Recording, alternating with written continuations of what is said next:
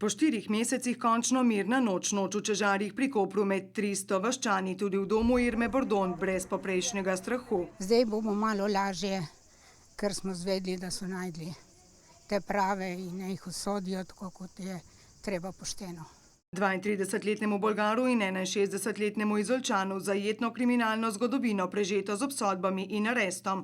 Bolgar je sedel za voljo posilstva, Izolčan zaradi umora na Hrvaškem in to, tako vodja koprskih kriminalistov Dejan Jurič, manj kot bi moral. 99. je bil obsojen na kazen zapora 13 let, predčasno je pa bil pogojno odpuščen konec 2009.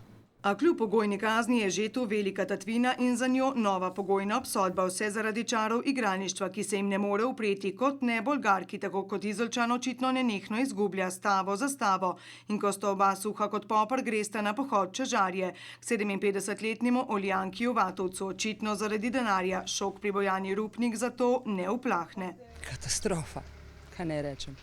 In vse to menda zaradi čenč vaških, da ima Vatovec, tako njegov tesen prijatelj Edi, sta istim priimkom, Goro Cvenka.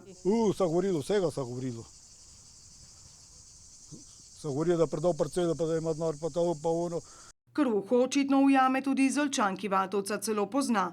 Vse je v preteklosti pred leti delal na tem območju in mislimo, da to osnovno poznanstvo njuno izhaja prav z delovnega mesta pokojnika. Torej iz bližnje trgovine, ki jo je umorjeni vodil, dokler ga osumljena v njegovi zdaj zapuščeni hiši nista brutalno umorila in v vas zasejala strah. Zvečer smo se zapirali v hišo, nikoli ne veš, kdo pride in tako. Dosti šokirani smo, vsi smo bili, samo tega smo se pogovarjali in prestrašili eden do drugega, se tolažili in tako. Da se bo vozil razrahljal in naplavil skrivnosti krute noči in jih je, vsaj ključne, kdo naj bi moril.